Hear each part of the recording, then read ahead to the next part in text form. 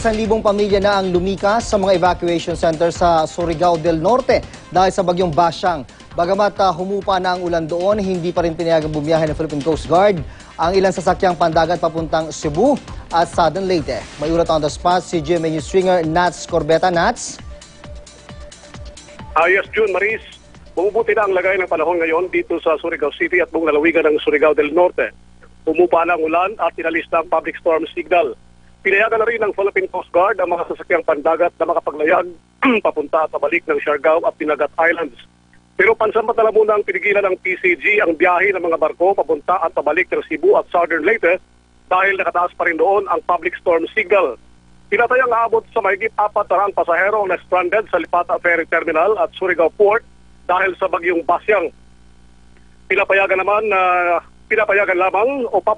ng Coast Guard ang mga ferry boats at barko na biyaheng Visayas kung tuluyan ang alisin ang storm signal na itanaas sa Visayas region.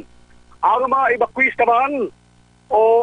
naman na lumikas kagabi na nagpunta sa iba't ibang evacuation sites dito sa Surigao City, unti-unti na umuwi o nag-uwian ngayong umaga.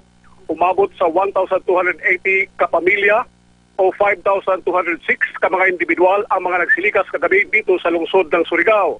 Binigyan naman sila ng food packs at tubig ng lokal na pamahalaan sa pamamagitan ng DSWD.